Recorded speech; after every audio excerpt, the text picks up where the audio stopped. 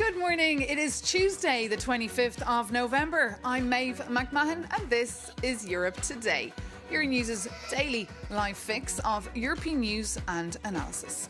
Coming up, it's a nail-biting week with the future of Ukraine at stake and the Kremlin rejecting a counter-proposal put on the table by European leaders. Negotiations are ongoing. And also when it comes to trade. Yesterday, for the first time ever, Europeans got together for lunch in Brussels. On the menu, tariffs, of course. For more on exactly what they chewed over, we can bring in now Euronews' EU editor, Margrethe Vestager. Good morning, Maria. Lovely to have you with us. Look, what were the main takeaways from these trade talks? Was there any progress made? Well, to be a fly on the wall, because Maeve, as you say, this is the first time, or was the first time, that European officials and US officials got together face-to-face in Brussels since the trade deal was agreed in July. Remember, the European Union now faces 15% tariffs. The Americans have tripled tariffs on European goods. So yesterday, the Europeans made a point to the Americans that they want to see a form of relief, better quotas and exemptions. Of course, when you look at specific items, steel, aluminium, the tariffs are 50%. This is huge. It is a problem for the European Union. Now, the flip side, of course, is the Americans argue not so fast. We want to see a faster implementation of the deal we agreed in July, which got a lot of heat for Ursula von der Leyen. They want to see those commitments when it comes to buying the weapons, the energy, and the digital rules. This is always the sticking point. Not just Trump, every U.S. administration, but the Trump administration is more aggressive, and they argue we want to see much more soft, lenient implementation of the rules. And that's why the digital rules, of course, they were the elephant in the room yesterday over those talks. How severe is this pressure on the EU to change the rules? Look, absolutely, because again, going back to this question of the steel and aluminium, the Europeans want to see better terms on that 50% tariff. The Americans have argued that perhaps they can debate, but first they want to see a softer implementation of these digital rules, which of course for the EU are key. But I just want to play you for 1 second a comment yesterday on the red carpet. Euronews was there. Jamie Greer, he is the U.S. Commerce Ambassador. Let's take a look. The United States has had significant concerns for many years about the Digital Markets Act and similar legislation in the EU. Many times the thresholds are set to the extent that it's nearly only U.S. companies that are captured. The enforcement is quite aggressive at times. It becomes complying with the law can become challenging. Sometimes our companies feel like the goalposts are moved. The fines can be quite large. We know that the European Union, that these laws are important to them. We just want to make sure we're controlling for our companies that have global business models, that their global revenues aren't affected, and a variety of other things that perhaps could be modified to help accommodate their concerns and ours. And that was Jamieson Greer, the U.S. Trade Representative. Maeve, that kind of language on a red carpet with the U.S. Trade Commissioner there, but also the Europeans next to him, that was very aggressive. This is not a very polite thing to say when you're meeting and you're being hosted by someone else. But of course, they are making a very clear point. They want to see the implementation change, and they want to see American companies act in a way that they argue would be fair to their revenues. The problem for the Europeans, of course, is that this goes beyond trade. This is now about the legislation and the rule of the EU. You could argue there is a form of political interference. And yesterday, a U.S. official and a European official told me we see this are two completely different negotiations. Steel is one thing. The digital rules are a different thing. Okay, Maria Tadeo, Euronews' EU editor, thank you so much for all those details. And of course, for more on that story, you can find specialised reports by our EU News team and of course our trade reporter Peggy Corlin on Euronews.com. But for now, coming up, we'll be joined by Margrethe Vestager, the former EU competition commissioner that President Trump used to call the tax lady, known as one of the main trailblazers of the EU's landmark digital rulebook, and also for having inspired the famous Danish TV show Borgen.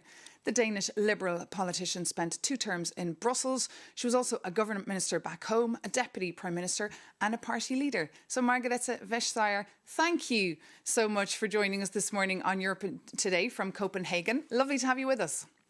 It's such a pleasure to be with you. Thank you very much for having me. So look, you were listening to Maria Tadeo there on set. The message yesterday, cut your digital rules for lower EU or US steel tariffs. Are the Americans cornering the Europeans here, do you think? Well, these are two completely different discussions. One is steel and aluminium. It has been going on for years. The second one is about how do we live with technology? because promises were made to Europeans that digital services would be safe to use, just like any other product or service, and that the market actually would be open for competition so that we can get new products and services. This is not crazy. This is not against anyone. This is normal. But this is what you would ask in a normal market. But how would you be handling this if you were still in office? We can see a lot of your work being undone here, the work that you put in place. Well, I see that the Commission is continuing the work done because promises were made to Europeans. You know, when one discusses, for instance, the Digital Services Act, this is a very sort of simple piece of legislation just asking companies who are on our hands, in our devices every day for their products to be safe to use. And of course, what the DMA is asking is that you do not misuse your market power, but, you know, that you have a competitive market. You know, actually, this is everything that you could ask for. And actually, you do see some of the US states pushing for some of the same things, because it is absolutely essential that you can trust also the digital services that most of us are using every day. But that is not how the Americans see it. Do you think this could be the beginning of the end of the so-called Brussels effect, where the EU has been setting global standards? Now it could be the United States. Well, we should not be setting global standards. We set standards for ourselves, because we have a long tradition of making sure that protection of consumers goes hand in hand with innovation. That has been the goal, and actually that has been achieved if you see how that digital market is changing, and more also European companies, they need to be able to reach their customers and not being kept out by gatekeepers. And how do you strike that balance, though? That is, of course, the problem. Innovate so that innovation can thrive and we also can have strong regulation. Well, innovation thrives when you see that I want to solve a problem, not just I want to produce another service. And when you look at the European ecosystem, when it comes to everything digital, we have very strong entrepreneurs. We have very strong innovation. The thing is that we do not make sure that they have a market. And the Digital Markets Act is exactly about this, making sure that it's your ideas, your work ethic, the people on your team that gives you a fair chance of getting to the market.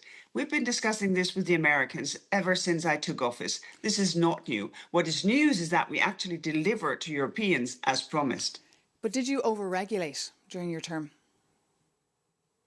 Well, I see in the omnibus proposal just tabled that there are actually some quite pragmatic, sensible simplifications when it comes, for instance, to cookies, when it comes to when to implement and how to enforce the AI Act. And I think that is really important because, of course, you can always do better. But one thing is important, and that is that we have promised Europeans that their services would be safe to use for their mental health, for their democracy as such. And that is, of course, core in any democracy, that you stand by the promises made.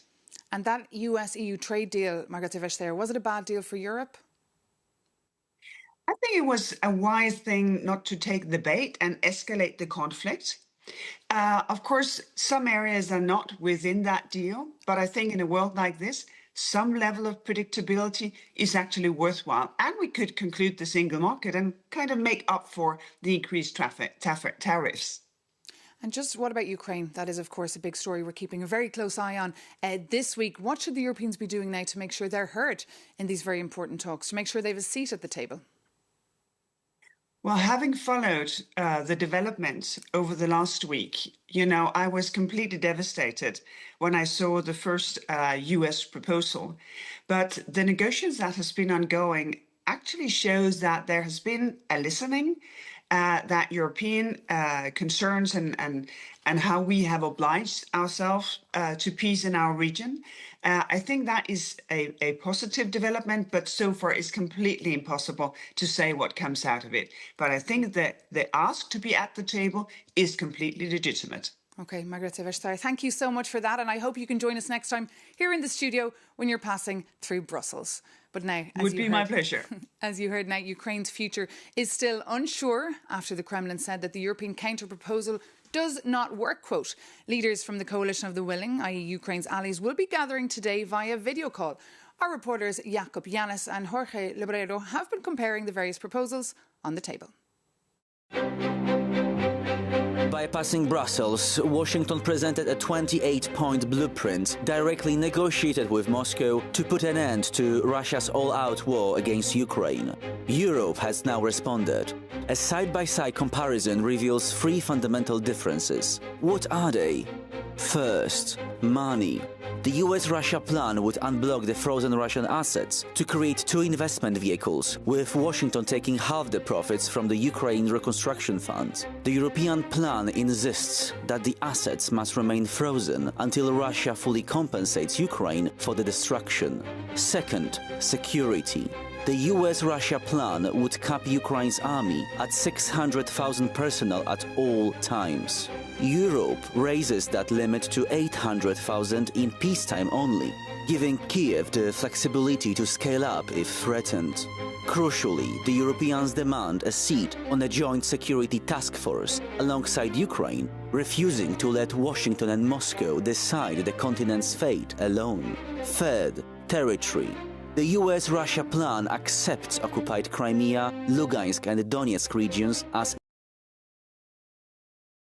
to recognize borders changed by force. It all leads us to one fundamental question. Who decides the borders of Europe? An invading military force or the European principles of sovereignty?